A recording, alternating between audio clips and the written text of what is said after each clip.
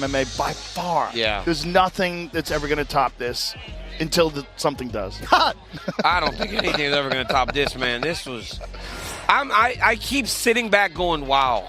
Wow. Wow. Wow. Like literally just saying wow. When you've seen so much in your life, to sit there going wow, wow, wow, after watching... You okay? That's can you no. Nothing, Gaethje.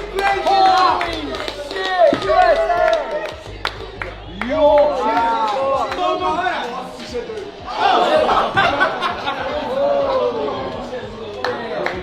Quando eu falei, todo mundo falou que eu tava louco. Eu falei, ninguém quis acreditar, falaram que eu tava doido. Tá aí, ó. I can't believe that, man. Oh, it's really hard to put it into words right now. I mean, just trying to enjoy this moment. And yeah, it was such a crazy ride. We had a lot of delays. A couple of the the rehearsal delayed, tonight delayed. But yeah, it just, these are the, again, I wouldn't recommend this to my enemy. We are some of the toughest people on this earth, mentally, physically. All these guys up here and all the guys that lost tonight. We, and me specifically, I've said it from day one, I'm a promoter's wet dream. And I proved that tonight. Justin Gaethje just defeated Ilia Topuria by round 4 TKO to corner stoppage at UFC Freedom 250 on the White House lawn and is now the undisputed lightweight world champion at 37 years old. I can't believe I'm saying these things. I thought Strickland's upset against Chimaev was going to be enough this year for the MMA gods to start making logic true once again in this sport, but no. Justin Gaethje puts a whooping on Ilia Topuria. Fair enough, survives a nightmarish round 2, but I had Justin Gaethje winning this fight 3 rounds to 1. It wasn't even like Ilia Topuria was clearly ahead the whole fight and Justin Gaethje just broke him in round 4 and then Ilia Topuria quits on the stall.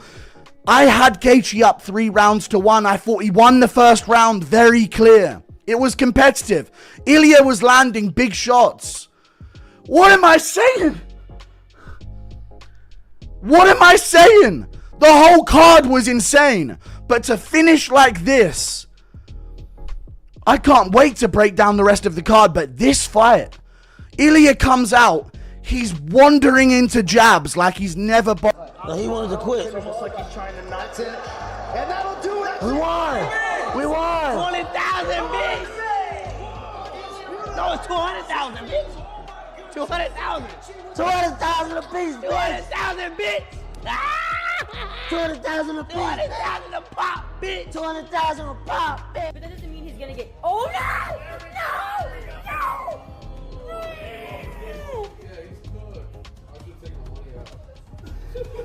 No, Alex! No! There's no way they're not stopping this.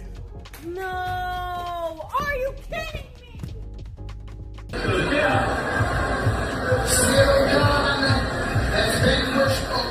And then last thing I want to ask you about the co-main event, Cyril, obviously amazing performance. He comes out and says, man, give me that rematch with Tom Aspinall. We need to get that done. Obviously, we're not going to make fights tonight. But is there anything standing in the way of you making that fight right now? Do you feel comfortable that's a fight you can make happen? I don't know. I'm not even thinking about that right now. Yeah, Cyril gone. Listen, it's hard to move up 3 weight classes in MMA, and especially in the UFC. And Cyril looked great tonight. The guy, we always say, he's a heavyweight that moves like a middleweight, and he definitely looked like one tonight. We'll get back. I'm gonna let my people have some time off. this week, and then we'll get back at it and we'll figure out what's next. This is the second time you've claimed the interim heavyweight title. How much more satisfying was it doing it this time, given how in high regard Alex Pereira is and everybody talking about him potentially being the greatest of all time if he won this belt? Yeah, the first time it was, you see, I started my career really late, and I was on my debut, but I did very well. I was really happy. But when you feel the up and down in career, like the difficult to stay on the top, is always a pleasure to go back on it. And so yeah, it's better. And because also the White House, because Alex Pereira, and because of the finish, you see, so I'm really happy. Your overall thoughts on how the entire fight played out? I was counted out so bad. He's very good. My liver still hurts right now. Those body shots were crazy. I mean, he was really, really fast. When he didn't get the finish at the end of the second round, I think it really took his spirit. He really backed himself into a corner, saying he's going to be so dominant. I said it. When we go to the second round, you're going to be like, what the f? When we go to the third round, you're going to be like, what the f? I proved that tonight. Here's what made UFC Freedom 250 at the White House so unforgettable. It wasn't just one shocking moment. The entire event became something truly historic. Every fight ended with finish. Every single one. 7 fights took place on the South Lawn of the White House, and all 7 ended by knockout. That wasn't just an exciting fight card. It was a statement that fans won't forget. And it all began before Justin Gaethje even stepped into cage. The co-main event delivered a dramatic story of its own. Alex Pereira, already a 2-division champion, entered the fight hoping to make history by becoming the first fighter to win titles in 3 different weight classes. Standing in his way was Ciryl Gane. On paper, Pereira was chasing greatness, but sometimes size and weight matter more than talent or championship experience. Gane had everything needed to succeed at heavyweight: reach, athleticism, sharp striking, and the ideal build for the division.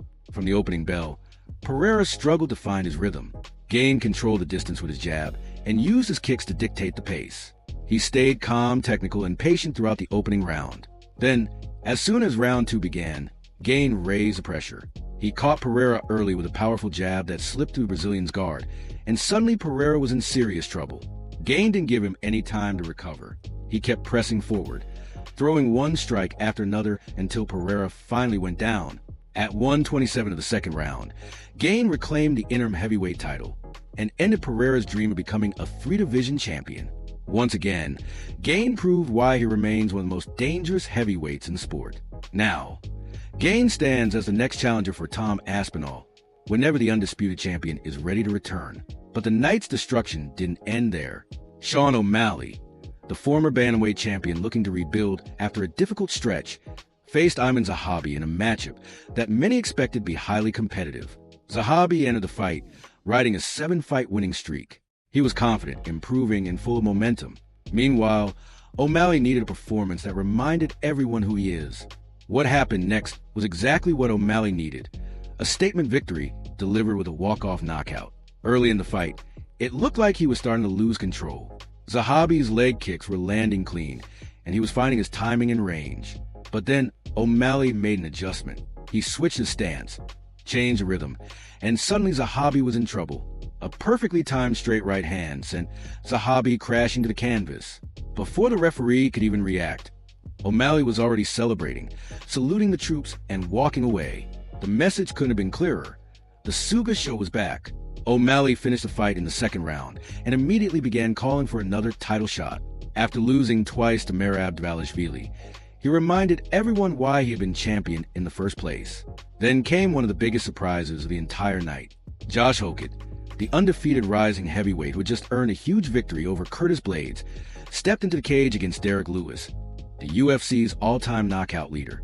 Lewis was on the card because President Trump personally wanted the Black Beast to be part of this historic event. But this version of Lewis looked nothing like the feared knockout artist who had terrorized the heavyweight division for years. Hokett entered with a simple and effective game plan: take Lewis down, keep him under control, and never give him a chance to land one fight-ending punch. That plan worked perfectly. Hokett secured an early takedown, put Lewis on his back, and dominated him with relentless ground and pound. He landed heavy shots throughout the round and nearly finished an armbar before the horn sounded. Lewis survived the opening round, but he had already taken serious damage. The second round made the difference even more obvious. Lewis tried to move forward and apply pressure, but he looked exhausted. Hokit was quicker, sharper, and far more dangerous. He landed clean jab after clean jab, while Lewis swung back with wild, desperate punches that missed badly. Hokit stayed patient, continued landing his shots, and eventually dropped Lewis to the canvas. The finish came at 0:49 of the second round, giving the undefeated heavyweight prospect the biggest win of his career. Hokit improved to 10-0 and continued his climb up the heavyweight rankings. Lewis, now 29-14, experienced what happens when a younger fighter combines size, wrestling, speed, and the discipline to execute a perfect game plan. The momentum continued throughout the rest of the card. Mauricio Ruffy, a dangerous lightweight known for his knockout power, faced Michael Chandler in a matchup that promised action from the opening bell. Chandler is a respected veteran, but Ruffy showed exactly why he is considered one of the fastest rising contenders in the lightweight division. It took less than a minute and a half for Ruffy to land a crushing shot that dropped Chandler. The referee stepped in and stopped the fight at 4:29 of the first round. Another knockout, another powerful statement, another fighter leaving the White House with his stock rising. Bo Nickel, the undefeated middleweight prospect many fans have been waiting to see against elite competition, took on Kyle Daukaus. Nickel entered with an unbeaten record and incredible physical ability. His wrestling, athleticism, and power were on full display, and Daukaus, despite being a legitimate middleweight threat, had no answer for them. Nickel took him down, controlled every moment of the fight, and finished him in the first round. Just 4:34 later, he walked away from the White House with another dominant victory on this historic card. Earlier in the night, Diego Lopez also made a statement by stopping Steve Garcia in the second round. By the end of the event, after every winner had their hand raised, the UFC had shown what can happen when elite fighters perform at their best on the biggest stage in the sport's history. But if we're being honest, what fans will remember most about UFC Freedom 250 isn't simply the fact that all 7 fights ended with finishes. It isn't only that the event took place at the White House. The moment people will talk about for years is Justin Gaethje defeating Ilia Topuria. On Sunday, Justin Gaethje brought something that often gets overlooked in conversations about MMA technique. He brought pure violence. Relentless, non-stop violence. After nearly 2 decades of brutal fights, absorbing shots that would have ended most careers, and sharing the cage with some of the hardest hitters in combat sports history, Gaethje entered that fight with a mindset that can't be taught. He knew he was the underdog. He knew almost everyone had counted him out. He was facing overwhelming odds against Topuria, and none of that mattered to him. His only goal was to find a way to break the fighter everyone believed was unbeatable. Gaethje's game plan was built on constant pressure and controlled aggression. He never backed away. He refused to respect Topuria's striking distance the way most opponents had. Instead, he walked through the shots, accepted the damage, and answered with even more of his own. Instead, Gaethje kept walking forward through every strike, willingly absorbing damage and returning even heavier shots. His combinations came quickly. His footwork cut off every escape route, and his legendary chin allowed him to keep advancing despite taking clean punches. Every time Ilia Topuria tried to create space or reset the action, Gaethje was right there, closing the distance, firing back, and refusing to fight on Topuria's terms. Ilia Topuria still looked like the elite champion fans had come to expect. His accuracy remained impressive. His striking stayed sharp, and his fight IQ was obvious whenever he found openings and made Gaethje pay. But against a fighter like Gaethje, precision alone isn't always enough. When you're facing someone willing to absorb damage just to inflict even more in return, and someone who cares less about style than breaking his opponent's will, the entire fight begins to change. The turning point came in the second round. Topuria had enjoyed success early, but as the round continued, Gaethje's relentless pressure kept building. He was landing more often, hurting Topuria, and slowly taking control. The calmness that had defined Topuria throughout his career began to disappear. For a fighter whose identity is built on staying composed, looking untouchable, and always staying one step ahead mentally, losing that confidence changes everything. Gaethje recognized it immediately. He sensed his opponent starting to fade, and increased the pressure even more. By the third round, the fight was no longer evenly matched. Gaethje had figured everything out, and he never slowed down. He kept throwing combinations, moved his head well after every exchange, and made Topuria pay whenever they traded strikes. Topuria continued to fight back and landed some clean shots of his own, but the momentum had completely shifted. The damage on his face was becoming obvious. His movement was slowing, and his options were quickly running out. Between the third and fourth rounds, the cage side doctor and Topuria's corner had to decide whether he should continue. Topuria insisted that he was still able to fight, and the doctor cleared him to go on. But in MMA, when a fighter has absorbed that much punishment, the real question isn't whether he can continue, it's whether he should. In the end, his corner made a decision for him. They threw in the towel, giving Justin Gaethje the victory as Topuria was unable to answer the bell for the 4th round. What happened to Ilia Topuria that night was far more significant than simply losing a fight. For the first time in a professional career, he experienced what it feels like to be completely broken down, overwhelmed, and unable to control the pace of a contest. His precision couldn't stop Gaethje's pressure. His movement couldn't create the space he needed. His striking couldn't force Gaethje to respect the distance. Even the mental edge that carried him through every challenge of his career wasn't enough against a fighter who had been through countless wars and refused to give up. Justin Gaethje, meanwhile, proved something remarkable. At 37 years old, after nearly 2 decades of brutal battles, he showed that he isn't finished. He isn't a fading veteran fighting only for another paycheck. He's still a champion. More importantly, he's a man who pulled off the biggest upset of 2026 on the sport's biggest stage, in front of the president, with the entire MMA world watching. From this point forward, everything changes. Before this fight, Topuria represented the future, while Gaethje was viewed as the past. Now Gaethje is the champion, and the conversation has completely changed. How do you stop his relentless pressure? How do you deal with his pace and his willingness to exchange shots? Who will be the next challenger? Who can step in and defeat the version of Gaethje that just beat the pound-for-pound best fighter in the world? Across the entire event, younger stars like Josh Hokett, Bo Nickel, Mauricio Ruffy, and Sean O'Malley all delivered dominant performances that raised their profiles on the biggest stage possible. They proved that the next generation is talented, hungry, and ready to take over. But on Sunday night at the White House, it was veteran Justin Gaethje who reminded everyone that experience, determination, and an unbreakable mindset can still overcome even the most dominant young champions. What fans witnessed that Sunday was one of the most shocking and unforgettable nights in modern MMA history. 7 fights ended with 7 finishes, highlighted by one stunning upset that people will be discussing for years. The story everyone expected never happened. Instead, the event reminded us of one simple truth about combat sports: nothing is guaranteed. An underdog rose to the occasion. A young king lost his crown. The next generation was tested. And the entire sport is still trying to understand what unfolded on the South Lawn of the White House. Now the question is simple. How surprised were you by everything that happened on this card? Did you believe Justin Gaethje could pull it off? Or were you among the millions who thought Ilia Topuria was simply unbeatable? What did you think about the rest of the event, including Cyril Gaines' dominant win over Alex Pereira, Sean O'Malley's comeback, and Josh Hokett's breakout performance at heavyweight? Share your thoughts in the comments below.